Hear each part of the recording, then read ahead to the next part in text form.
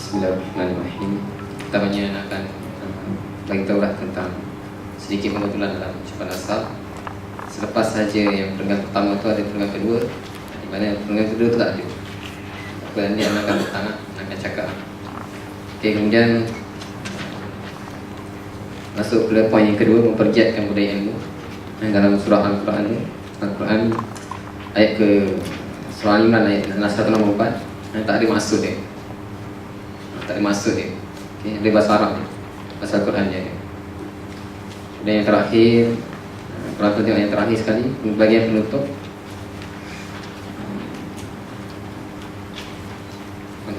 Dia buat kata Arab situ. Kata bahasa Al-Quran juga. Surah An-Nur kan atas kan, dimasukkan bawah. Surah An-Nur ayat 55, itulah ayat Qurannya. Jadi di sini ada kesilapan penyusunan terhadap ucapan dasar, insyaAllah. Bismillahirrahmanirrahim. Assalamualaikum warahmatullahi wabarakatuh. Innal hamdalillah nahmaduhu wa nasta'inuhu wa nastaghfiruhu wa na'udzu bika min syururi anfusina wa min sayyiati a'malina, man yahdihillahu fala mudilla lahu wa man yudlil fala hadiya lahu. Wa asyhadu an la ilaha illallah la syarika lahu wa asyhadu anna Muhammadan abduhu wa rasuluh. Salawatu wassalamu alaihi wa ala alihi wa ashabihi wa ala baitihi al-kiram wa man sara ala nahjahu wa ihtada bihidayah ila yaumiddin, amma ba'du. Fa ya ayyuhal mu'minun ittaqullaha haqqa taqwa haitsu qala ta'ala ya ayyuhalladzina amanu ittaqullaha haqqa tuqatih wa la tamutunna illa wa antum muslimun. Surah Al-Imran ayat 102. Firman-Nya, wahai orang-orang yang beriman, bertakwalah kamu kepada Allah SWT dengan sebenar-benar takwa kepadanya, dan janganlah kamu mati melainkan dalam keadaan beragama Islam. Alhamdulillahirabbil alamin, wassalatu wassalamu ala asyrafil anbiya'i wal mursalin wa ala alihi washabihi ajma'in. Qala rabbi shrah li sadri wa yassir li amri wahlul 'uqdatam min lisani yafqahu qawli.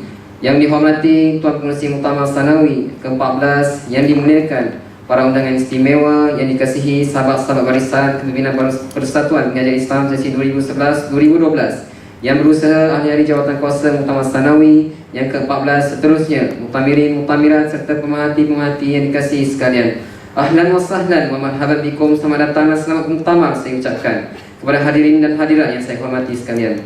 Pertamanya, marilah kita bersalawat ke atas junjungan Nabi kita yang terakhir, Nabi Muhammad SAW, para sahabat, para tabi'in dan tabi'in. Alhamdulillah telah 14 tahun Persatuan Pengajian Islam bertapak di muka bumi United ini, dengan semoga keseluruhan pembinaan Persatuan Pengajian Islam terus istiqamah dalam perjuangan yang telah diamanahkan oleh Allah SWT dalam menegakkan agama tauhidnya di kampus ini, insya-Allah.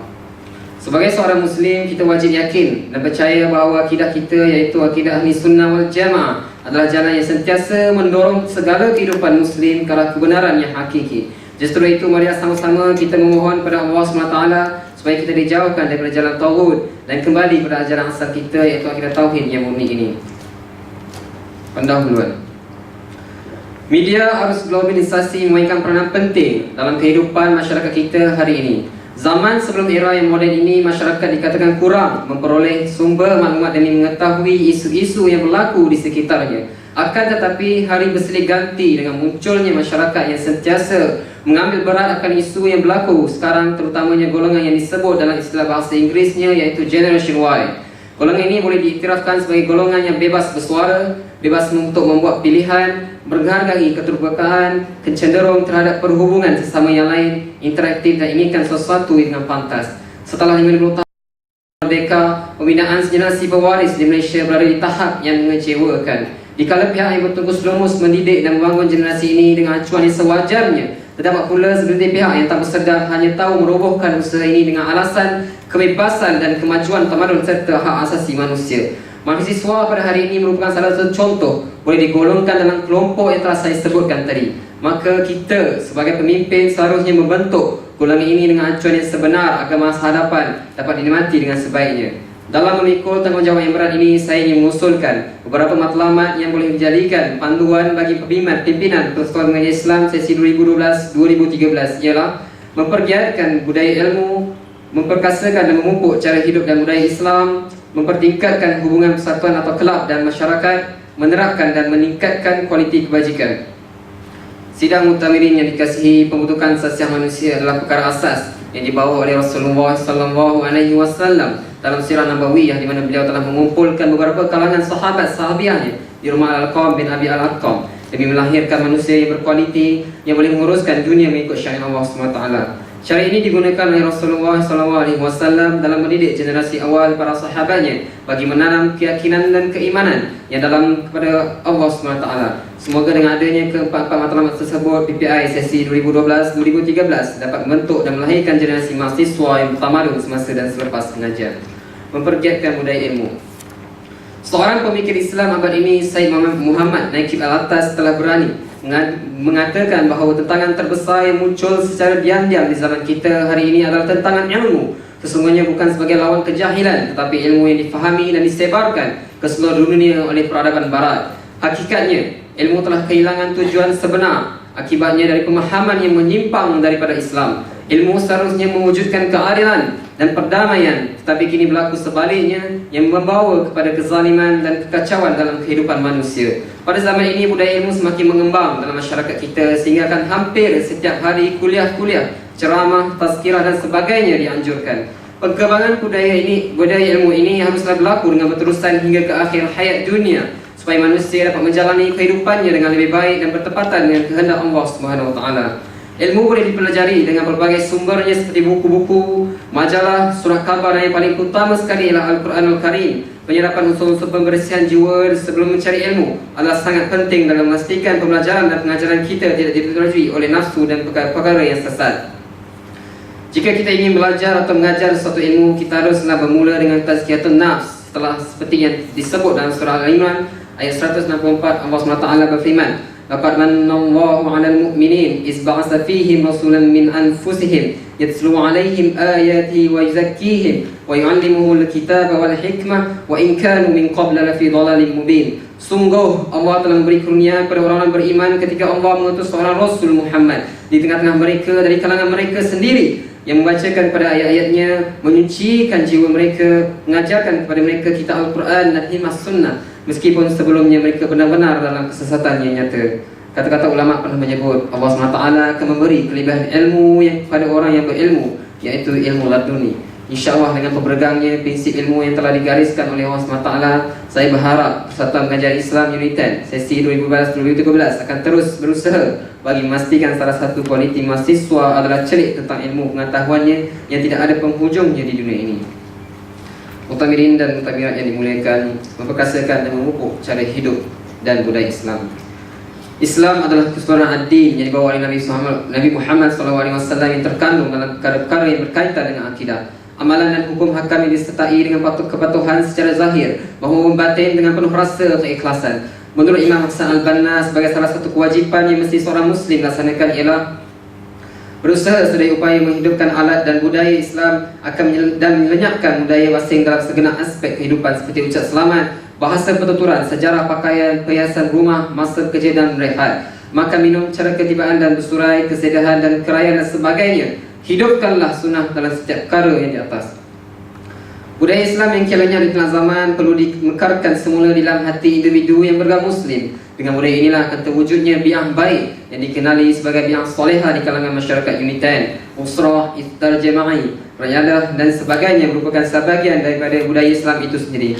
Jika kita inginkan masyarakat yang mempunyai suasana yang baik, maka diri kita perlulah diubah terlebih dahulu dalam surah Ar-Ra'd ayat 11. Lahu mu'aqibatun min baini yadayhi wa min khalfihi yahfazunahu min amrillah innallaha la yughayyiru ma biqaumin hatta yughayyiru ma bi anfusihim wa idza aradallahu biqaumin su'an fala maradda lahu wa ma lahum min dunihi min wal. Bagi tidak seorang ada malaikat penjaganya silih berganti dari hadapannya dan dari belakangnya, yang mengawas dan menjaganya dari suatu bahaya dengan perintah Allah. Sesungguhnya Allah tidak akan mengubah pada apa yang pada suatu kaum sehingga mereka mengubah apa yang ada pada diri mereka sendiri. Dan apabila Allah menghendaki untuk menimpakan pada suatu kaum bala bencana disebabkan kesalahan mereka sendiri, maka tidak siapa pun yang dapat menolak atau menahan apa yang ditetapkannya itu, dan tidak ada sesiapa pun yang dapat menolong dan melindungi selain daripadanya. Persatuan Islam seharusnya membimbing individu mahasiswa supaya mereka sentiasa peka dan cakna terhadap perkembangan ilmu Islam yang syumul ini. Kesyumulan Islam itulah yang akan menghapuskan tanggapan buruk yang dilemparkan oleh golongan-golongan sekular yang sentiasa berusaha mengasingkan agama daripada kehidupan seharian. Oleh yang demikian, kita seharusnya berusaha membersihkan segala tomahan dan pembohongan itu dengan melandaskan Al-Quran dan Sunnah. Alhamdulillah, mempertingkatkan hubungan kelab dan masyarakat. Alhamdulillah, Persatuan Pengajian Islam pada hari ini telah berjaya dalam agenda memperluaskan jaringan komunikasi bersama beberapa persatuan yang lain. Dan saya berharap agar staf pimpinan yang akan datang dapat berpegang dengan agenda dakwah dengan pendekatan tersebut. Kemudian ini sangat dituntut dalam Islam, lebih lagi bagi golongan yang bukan Islam. Inilah jalan dakwah yang harus berkekalan sehingga akhirat, supaya tidak terputusnya penyampaian agama tauhid ini kepada manusia. Masyarakat pada hari ini suka mengklasifikasikan beberapa golongan tertentu seperti golongan atasan, sederhana dan juga bawahan. Prinsip selama ini yang Islam cuba sampaikan kepada kita adalah Islam itu untuk semua, dan dengan Islamlah kita akan sedar bahawa kita hanyalah seorang hamba kepada Allah SWT. Justru itu, Persatuan Pengajian Islam seharusnya mencuba untuk mendekati semua masyarakat di dalam maupun di luar kampus ini.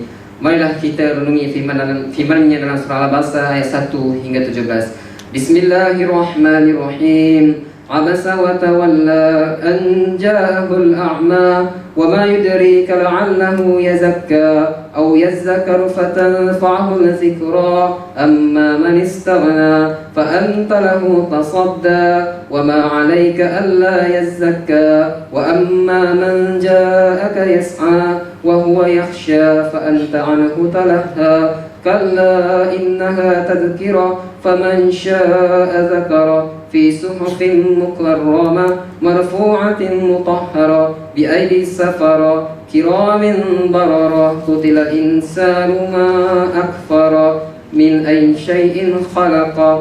Dia Muhammad berhajam aslam dan berpaling kerana seorang buta telah datang kepadanya, Abdullah bin Ibn Maktum.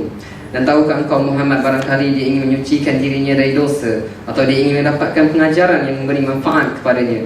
Adapun orang merasa dirinya serba cukup, pembesar-pembesar Quraisy, maka engkau Muhammad memberi perhatian kepadanya, padahal tidak ada celah atasmu kalau dia tidak menyucikan diri beriman. Dan adapun orang yang datang kepadamu dengan bersegera untuk mendapatkan pengajaran, sedang dia takut kepada Allah, engkau Muhammad malah mengabaikannya. Sekali-kali jangan begitu. Sungguh ajaran-ajaran Allah itu satu peringatan, maka barang siapa menghendaki, tentulah dia akan memperhatikannya. Di dalam kitab-kitab yang dimuliakan di sisi Allah, yang ditinggikan dan disucikan di tangan para utusan malaikat yang mulia lagi berbakti, celakalah manusia angkat kufurnya dia.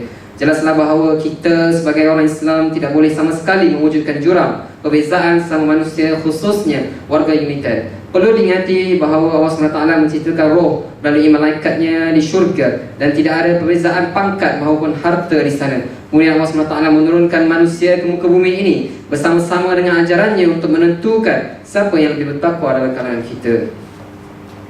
Menerapkan dan meningkatkan kualiti kebajikan. Memelihara kebajikan sama masyarakat yang lain sememangnya dituntut oleh Islam. Bila kita cuba bercakap tentang kebajikan sama masyarakat yang lain, biasanya akan terbayang usaha-usaha untuk menampung keperluan golongan yang kurang berada. Misalnya membantu fakir miskin, membantu golongan yang kurang upaya dan sebagainya. Lazimnya bantuan yang kita berikan adalah dalam bentuk material dan khidmat bakti. Walau bagaimanapun Islam menuntut sesuatu yang lebih jauh daripada itu. Dalam Islam, menjaga kebajikan sama masyarakat yang lain bukan sahaja merujuk pada memenuhi keperluan fizikal dan material, tetapi juga keperluan spiritual. Di dalam Al-Quran dan Sunnah terdapat berbagai nas-nas yang menyatakan tentang kebajikan dari sudut material, fizikal dan rohani. Misalnya dari segi material, Allah berfirman dalam surah Ar-Rum ayat 38 yang bermaksud, maka bagi menyatakan sikap syukur, berikanlah kepada kerabatmu dan orang miskin serta orang musafir dan akan haknya masing-masing. Pemberian yang demikian adalah hak baik bagi orang yang bertujuan memperoleh keridaan Allah, dan mereka itulah orang-orang yang berjaya.